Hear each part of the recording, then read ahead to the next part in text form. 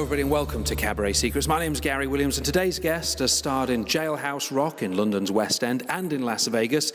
He was in Andrew Lloyd Webber's latest West End revival of Joseph and the Amazing Technicolor Dreamcoat. He's toured in Disney's Beauty and the Beast, and you might recognise him from ITV's show Grease is the Word. He's one of those rare performers, really, who's moved from singing in other people's shows to being a headliner in his own right. Michael Quinn, welcome to Cabaret Secrets. Hi, Gary. The first time I saw you perform, I think, was on Royal Caribbean's Oasis of the Seas in Hairspray. You were playing the male lead, Link Larkin. Yeah. Where did that come in your career? Was this before or after the West End stuff? I was doing Joseph at the Adelphi Theatre, and I saw an advert in the stage, actually, that Royal Caribbean were going to be creating their first musical for what was going to be the biggest cruise ship in the world, the Oasis of the Seas.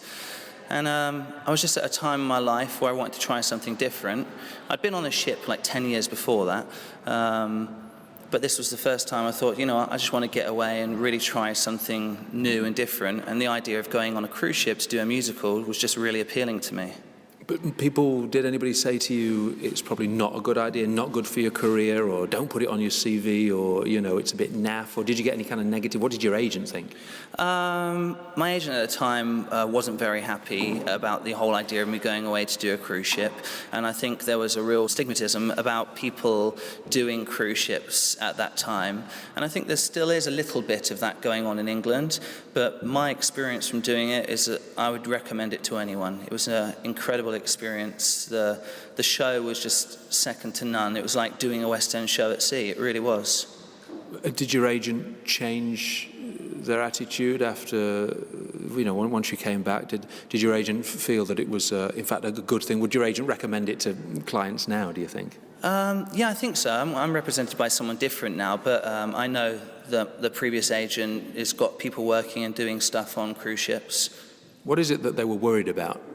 I just think they might have thought you got lost, you know, going off on a cruise ship, disappearing from the scene.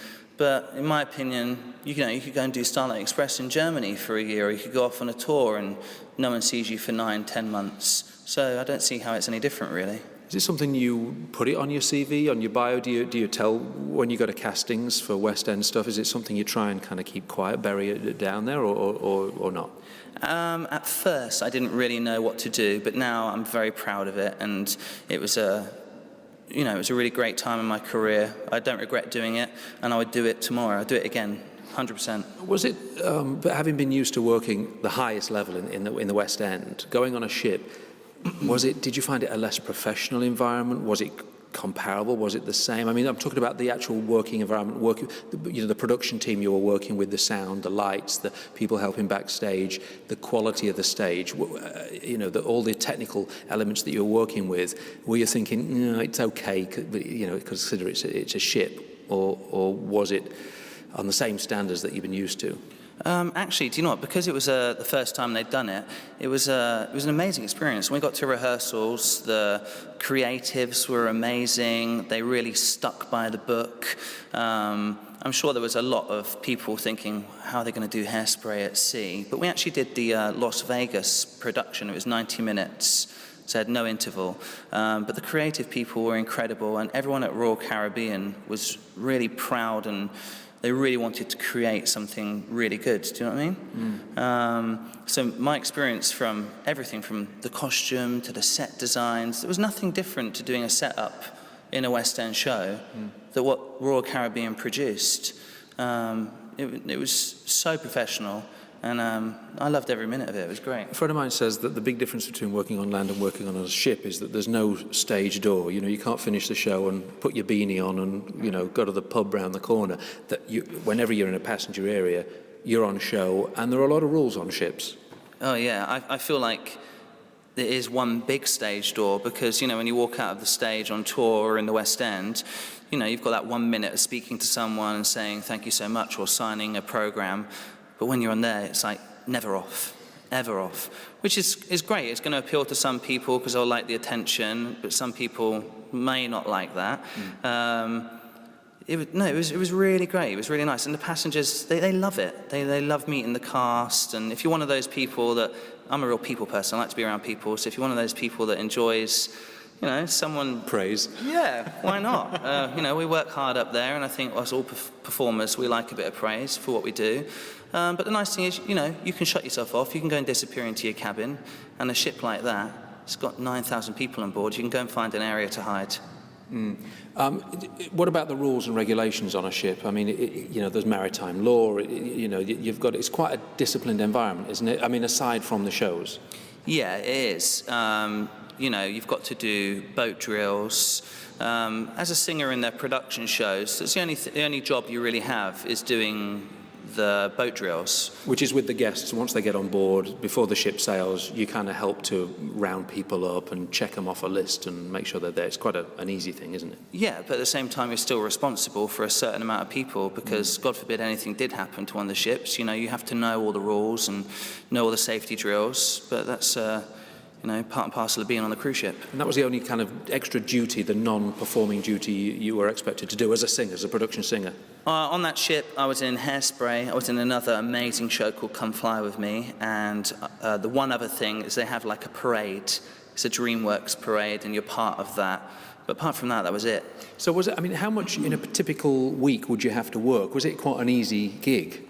I think we did like 3 performances of Hairspray. This is 2 matinees one matinee and 2 nighttime performances. Yeah, that's right. And then the same with the other show. The other show is like a Cirque du Soleil sort of collaboration of singers and acrobats and dancers, and we do 3 of those, and then a parade. So, for me, it was great. Go on the beach in the daytime, come back, relax, do the show at night. So you're working most nights?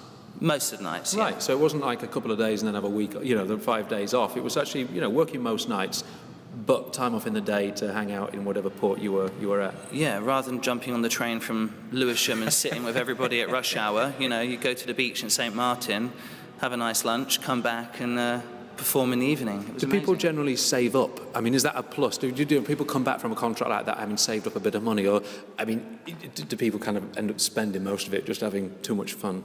From my experience, the first time I went on, I hardly saved anything because there were so many things I wanted to see and do. But now I've been back, and if I went back again, you could save so much money. You really could, and there's great perks for it when it comes to tax and things like that. So, no, you really can save a lot of money. So you've made the transition relatively recently to being a headliner on a cruise ship, having your own show, going on with your own music, working with a band and doing your own show. Is that something you'd wanted to do for a long time, or were you kind of inspired to do that when you were on the Oasis, watching other headliners come and go? Yeah, I really got inspired being on that ship, seeing all these guest acts coming on board, and they'd only be there for like 2 or 3 days, and then they'd jet off to another ship or another part of the world, and that looked really glamorous to me. But I have to say, it's one of the hardest things I've ever done. Why? Just you don't realize how much preparation has to go into something like that. I would just say to anybody that, you have to make sure that you've got really good band charts. You have to make sure you've got a really good website. You have to prepare it really well. And it can be quite a lonely experience because it's completely different to being in a cast on a normal cruise ship, because you can be, on your own for 7 days. Some people might like their own company, but like I said, I'm a real people person. I like to be around people. And not only that, like the first time for me, like taking control of a band and really knowing my music, and your book really helped me out, I have to say. But getting your patter right, knowing how to speak to different kind of audiences, and for me I love doing it so much, and I would like to keep on doing it, but it was really, really difficult for me at first. And, I think it's, hopefully it would progress, but it's something I'm still working on really hard. It's surprising to many, I think, listening to this, that you found it such a challenge, having, you're a professional singer, you've seen lots of other acts, you kind of knew what the deal was, you'd worked on ships as well. I think people would be surprised what a steep learning curve it is, isn't it? It's quite different from being in shows where you're being told what to sing and everything's organised for you. Yeah, because when you're in a normal show, any show, it's all structured for you. You have a choreographer, you have a director, you have your musical director. So someone's kind of created something and put it all on a plate for you, and hopefully you deliver what they're asking for, whereas you're creating this yourself. And, I guess you can only ever make it better and better as you go along, but doing all that preparation and making sure it's to a certain quality, because if you go on there once and mess up, they won't have you back. And it's a challenge, isn't it? Because there aren't that many slots out there for singers. I mean, it's hard to get regular work as a guest entertainer singer, and you need to have a good run at it to keep, you do a show, you think, I'm going to change that next time, but your next time might not be for a month. And then the time after that might not be 6 weeks. And so to actually keep doing it often enough to develop the show and learn can be challenging. Yeah, that's right. It's really difficult because, there's people that have been doing it for so many years, and they've mastered their craft already. And it's trying to get one of those slots, fill a space. But luckily I've got a really good agent. You're making me nervous. No. I'm only starting out, but it's, just trying to do a good enough job that hopefully they like you and ask you back again. The thing that I get asked most about is the patter, is doing the chat in between the songs. How did you approach that? And was that a challenge for you, or was that something that came natural? Because you're obviously a talker. Yeah, well, at first, I kind of structured it around all the songs, and then it was a little bit too cabaret-ish. What do you mean by that? Well, at first I would be introducing the song, like, ladies and gentlemen, this next song is from the 1950s hit musical, blah, blah, blah. Yeah. And as much as that's very interesting, I think people It's interesting. Nobody wants to be particularly interested, do they? They want to be entertained. No, of course, but I think people like to see you as a person as well. And when I realised that they wanted more of your personality and more... I think a lot of passengers are really interested about what you've done or what you can tell, like creating a story through your journey of your show. And my show, even though I've only done about 6 cruises now on my own, it's changed dramatically. I'm not just saying it because I'm sat here, but reading your book and it's helped me really structure, and it's really helped the show completely. I've changed it so much already. One thing that I've found is there's a big difference between a set and a show. And I see some acts on ships doing what I would call a set, which is just song, another song, another song. There's no particular journey, there's no shape. It's just a collection of their favourite songs with little simple links in between. The kind of set that they might do if they were playing for a wedding or a function, you know? There's a big difference between that and a show where you're taking people on a journey and there's a shape, right? And a beginning, middle and an end. Yeah, of course. I think that's the most important thing, because you could go and sit in a lounge with a pianist who would be amazing and really entertain you, but if you're going to go and stand with a 9-piece band in one of the big theatres, and there's already been 2 production casts deliver amazing shows, you've got to be up to the standard of them. Yeah. I'm a massive fan of Michael Buble, so I never stop watching. He's got a Live from Madison Square Gardens DVD, and the man's just a genius. He's brilliant with the audience. Obviously, he's like a megastar, so he can get away with saying anything, so you can't be too risque, but how did you decide how do you decide to end your show? In the book I talk about there's 3 different ways that I've found that people end shows. There's a sort of a happy clappy, everybody singing along, clapping along, or that you can leave them on a very soft, gentle ballad, a very sort of tender little, almost you could sing something a cappella, just to leave them this little breathless moment and then the blackout. Or you can do a big dramatic ballad. And thinking of that show of Michael Buble's, he finishes with that song, there's been so many places, which is like a kind of a My Way or I Will Always Love You kind of time to say goodbye. It's a dramatic ballad, but it gets you in the heart, doesn't it? What have you found works for you most effectively to finish? Well, I don't think I've actually mastered that yet, but at the moment, towards the end of my show, I do Michael Buble's version of That's Life, and then the whole show, because my show is called Swing with the King, and it kind of goes through from people that have inspired me. Starts with Michael Buble, then into Sammy Davis Jr., then Frank Sinatra, and I finish the whole show like a big party, because I want everybody on their feet at the end and walking out wanting more. So it's a collaboration of Elvis songs. And do you get them on their feet?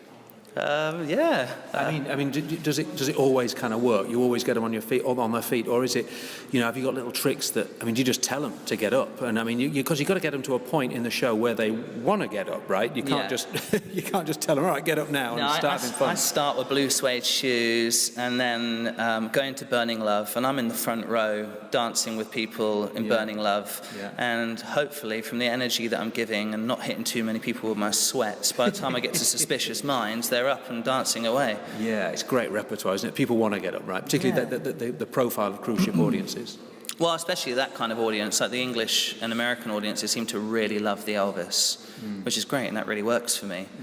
You know, my main passion is singing the big band music, but there's so many people out there, there's so much competition. I was like, how can I make this a little bit different? And I think that's the one important thing. You have to have something that's slightly different to everybody else. Right now, we're talking in this sort of echoey dance studio, rehearsing for a show that's going to, where is it? I'm going to Amsterdam. I'm performing with the Seven Tenors at the moment. I've been very fortunate in between doing my cruise contracts that I work for a company called Spirit Productions, and they've taken me all over the world. I just came back from China. I went to South Korea with them. It must be quite difficult balancing the diary between cruises. I mean, do you find yourself having to turn work down because you've already got something in? Well, I think this is the hardest thing for me now. I've just got married recently, and it's the choice of going, well, do I try and go for a 9-month musical, or do I focus on what I really, really want to do now, which is my show, and kind of limit myself a little bit. But the nice thing about working for this company that I work for